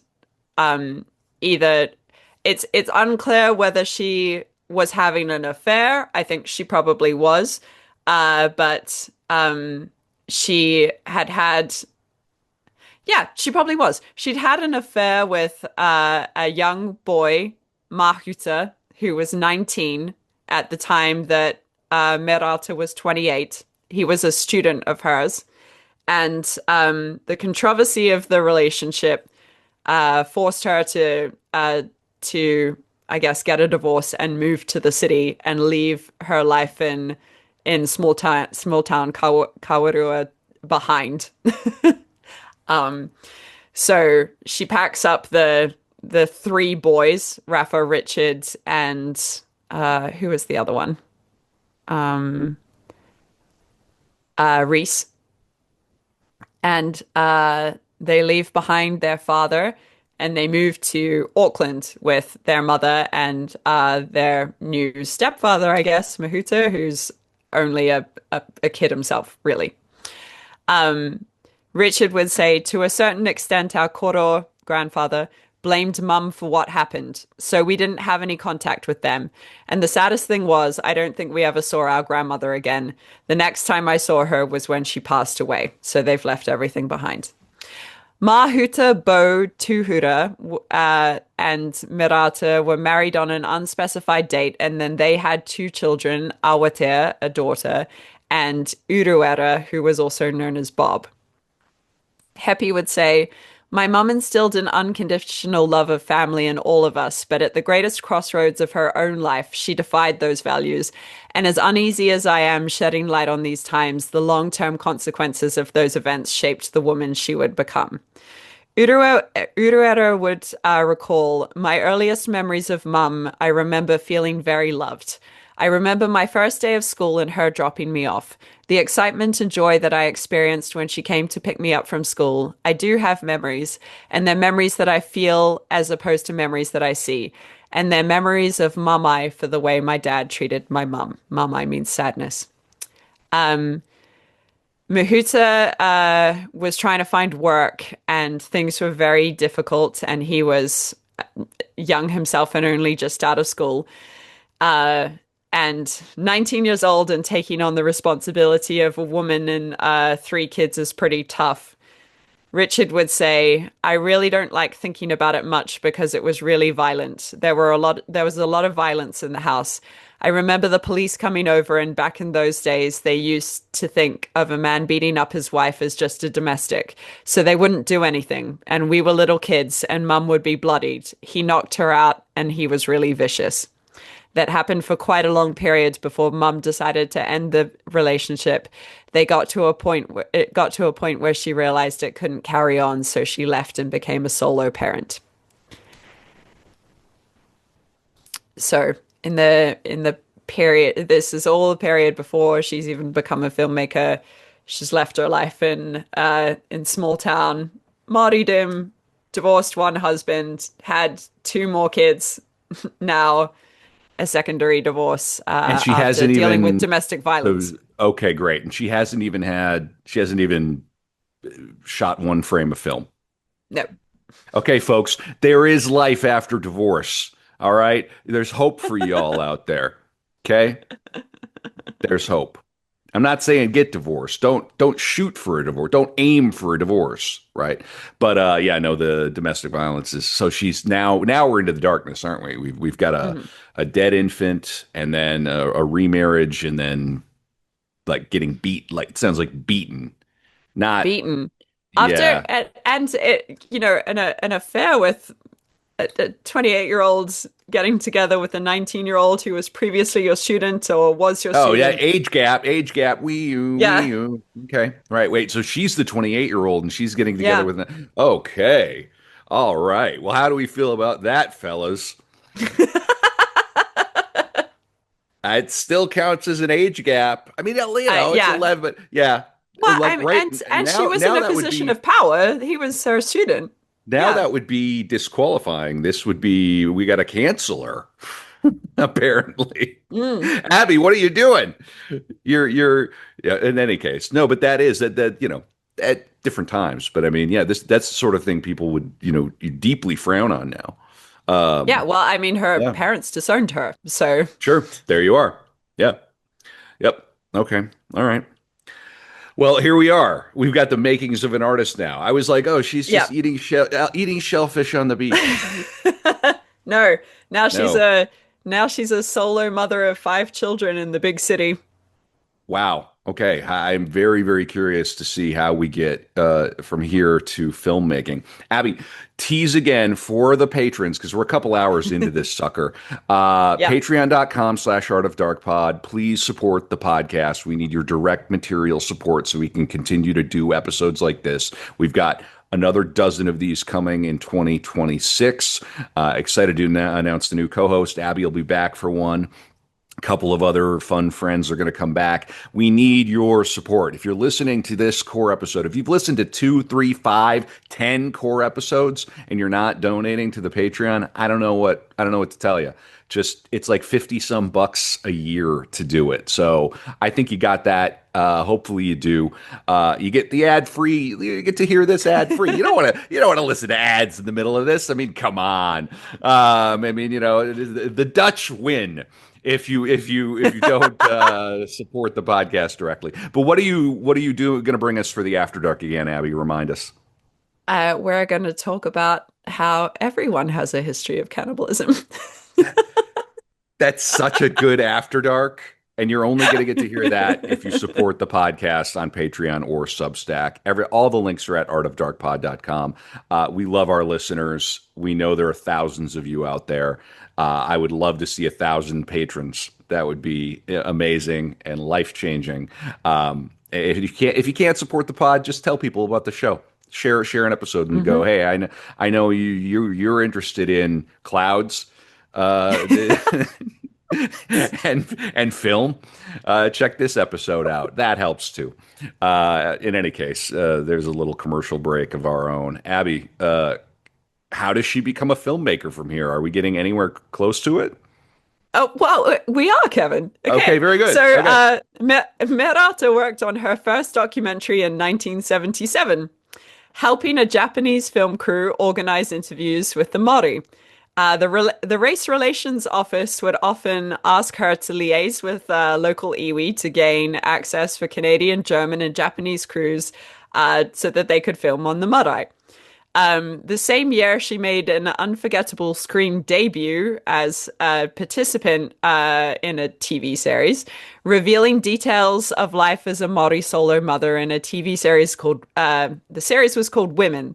The episode was called Maori Women in a Pakeha World, or Nā Wahine Maori I Roto I Te Ao Pakeha, which the episode focused on the dire statistics for Maori women in the 1970s. Most had left school unqualified, they earned less money, and died years earlier than their Pākehā sisters. It featured interviews with psychologist and future MP Donna Awatere Huata, who discussed how New Zealand institutions were failing wahine Māori. Activist Eva Ricard encourages Māori women to reclaim traditional skills like hunting. And of course, solo mum and future filmmaker Merata Mita spoke powerfully about how sexist and racist attitudes forced her to become a liar and a cheat in order to house her kids.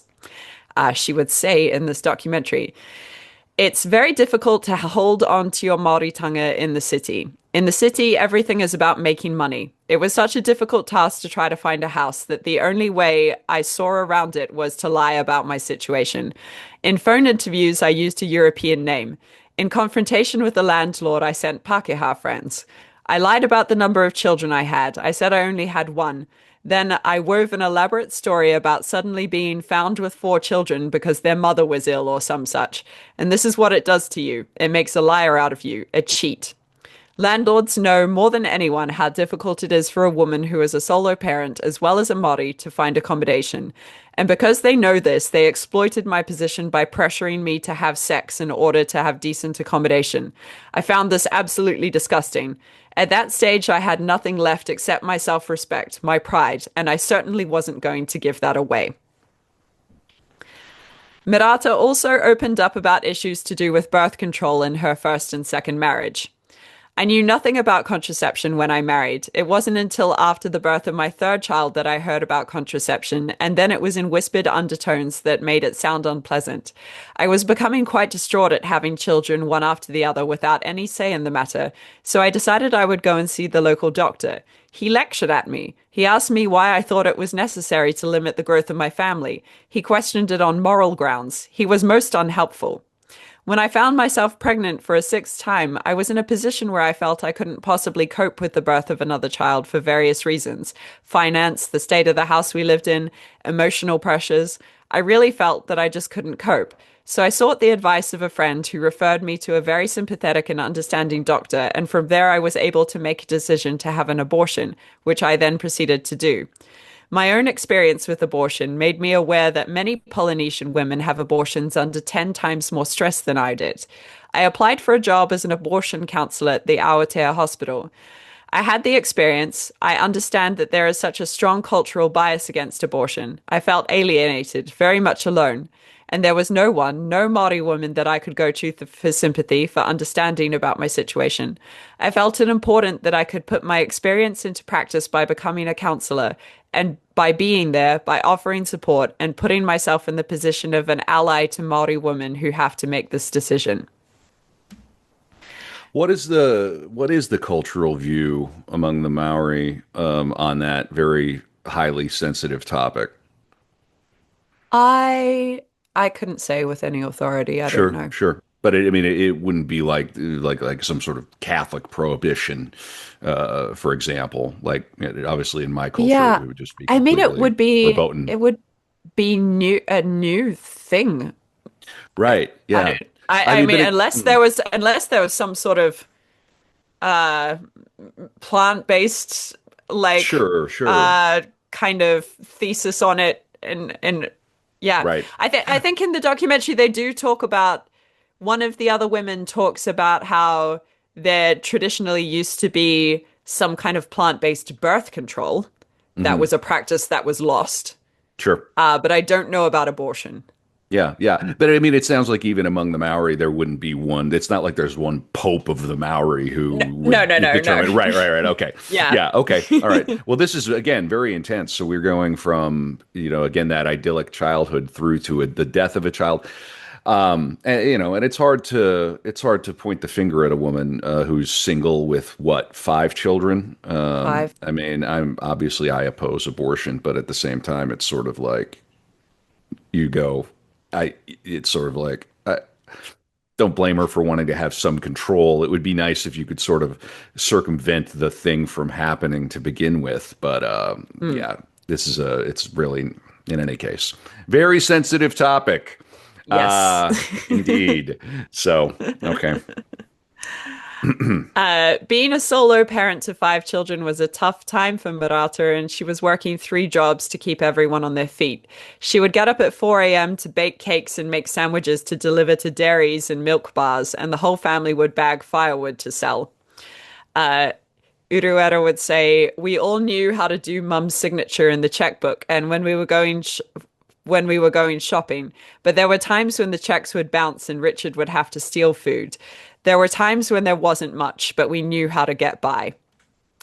Let me just interject again and say this whole dynamic, this continues, where Mm, you're homeless or you have housing precarity, and maybe you have children, maybe you have pets, and you want to work, but you don't have a place to stay, hmm and you can only bring a piece of luggage into the restaurant, a couple of times. I mean, there are people who live in this precarity, millions of them, all around the world, and including in the United States of America. And there's this hmm unfortunate dynamic where, of course, the landlords want to see surety and a guarantee, and multiple months of a deposit and a work record, and there's that transom.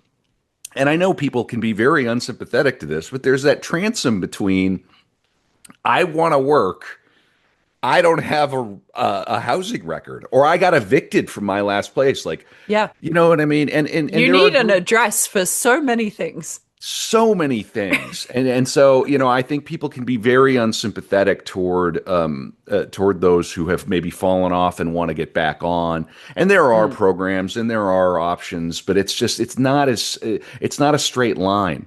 And this description, I mean, I have a good friend who works for Catholic Charities, help working with the homeless, and it's such a complicated problem. It's not as simple as that. These damn people don't want to work and they can't get yeah. it together. And it's just like you realize there's an entire like shadow economy of like cash and other things. I mean, and what she's describing, and like landlords wanting sex for a place. I mean, that's not new and that's not gone anywhere. It's all real. Well, and in the documentary, one of her sons describes that the DPB, or the benefit that you can go on as like a solo parent, didn't exist at the time, but also she was the type of person who didn't believe in that type of thing and would prefer to have struggled and worked. So, yeah, A there lot wasn't of even yeah, factors. Yeah, for yeah, there sure. wasn't even a safety net. Right, right, right. And then you five children. Five children. Good goodness. All right. Okay. Now, good. We're finally landed, and we made it to the biography. We made it to her filmmaking. I like that her way into filmmaking is through granting access to the community. I think hmm that's interesting. Yeah, I mean, I think as we go through, we'll see that I mean, she also found it interesting in that she interesting in a different way. Like she was, I guess, felt a little bit used as the token Maori person to gain access for them, and then had the thought, but wait, why are all of these people from other countries telling our story when I could be? Or someone else could be. Many such cases. Yes. Many such cases. Yes, yes, yes. Hmm. But we will get to all of that. So, the 1970s marked a turning point in the nation's history as the treatment of Maori came under increasing scrutiny. This shift was partly influenced by the emergence of international movements such as the women's liberation movement, anti-racist movements, and LGBT movements. However, it was primarily driven by the large-scale post-war migration of Maori from their rural and coastal ancestral territories into the Pākehā-dominated urban areas. Moving into these urban areas made it challenging for many Māori to pass on their cultural tradition to the next generation, and consequently, many began to lose their roots and felt pressured to integrate into Pākehā society. This paved the way for the Māori Renaissance, which we spoke about earlier, a transformative movement aimed at expressing the Māori perspective on their challenges and preserving their identity and traditions. Merata became involved in activism and had joined Ngā Tamatoa. Ngā Tamatoa, which translates as the Warriors, was a Māori activist group that operated through the 1970s to promote Māori rights, fight racial discrimination, and confront injustices perpetuated by the New Zealand government, particularly violations of the Treaty of Waitangi. It emerged from a conference at the University of Auckland, organised by academic and historian Ranginui Walker. The group was inspired by international liberation and indigenous movements such as the Black Panther Party and the American Indian movement, which characterized the new left of the 1970s internationally. Sid Jackson, one of the founding members of Ngā Tamatoa, drew from the works of Eldridge Cleaver and Stokely Carmichael. Ngā Tamatoa often worked alongside the Polynesian Panthers, who also drew direct inspiration from the Black Panther Party. Member Tarua Eruera said of the group's beginning, "Our tohu at the time was tamatu, tamaora, tamanoho, tamamate, tamatoa," meaning stand up and do something, don't sit and do nothing. Leftism. Leftism. 70s leftism. That's here we are. And here we stay. For Merata, Ngā Tamatoa provided inspiration, excitement, and a sense of belonging. It was intertribal, urban, political. It also gave Maori women a place to speak, a place that they didn't have on the marae.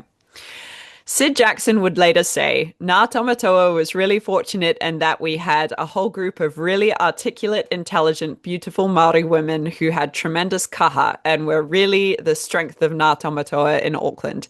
And Merata was one of them. When Merata began to get into film work, it was simply a continuation of the work she had been doing as a member of Ngā Tamatoa."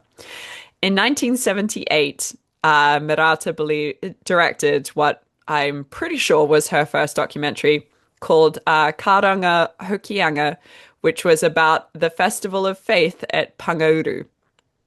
On Saturday, the 21st of October, 1978, Father Henare Tate opened the two-day Festival of Faith at Pangauru. Pangauru, yeah. Prayers were offered during the raising of three flags. The first a tribute to the Tupuna Tamatea, the second a parish flag of Hatopetera, St. Peter, the third a special flag for the festival. A traditional pōwhiri for Manuhiri and the official party of the Catholic Diocese included a number of young people performing action songs and haka. Winds which brought down marquees did not dampen the spirit of those organizing and attending the festival. Apart from various cultural art forms and activities, there was a magnificent display of paintings of the Maori Madonna. St. Joseph's School of Panguru also celebrated their 60th anniversary during the festival. Various shots of groups working to cater for over 4,000 there were various shots of groups working to cater for over 4,000 people. The theme of the festival was to get people to return to Hokianga, where the Catholic faith began in New Zealand. Merata would say, making the film Karanga Hokianga gave me great respect for Father Tate and his parish. What I learned from them became the basis of my later filmmaking. When we got there, I think Father Tate wanted me to make a film about all the visitors and guests that were coming, but I was more impressed by him and his locals and how they were catering for this huge hui. So the film became more of a record of that day from the point of view of the locals. Cool. Are these films readily accessible online? Can you find them? I think YouTube? Karanga Hokianga. I haven't seen it. I've seen like clips of it. It's held by Ngā Tonga, but I think you have to write to them to get it. I see. Yeah. It's like beyond the Criterion closet. Yes. Yeah. I Okay, mean, I see. a lot of her films, her big films, you can Sure. watch, but Okay. this is a yeah. So it was a little documentary that Father Tate had essentially commissioned her to make about this Catholic festival that they were having. And she was based. Was she solely a documentarian, or did she made a feature film too? It sounds like you I mentioned. know she moved into narrative as well, but Okay. she All started right. out in documentaries. Gotcha. Okay. We'll get there. Yeah. Again, And many such cases.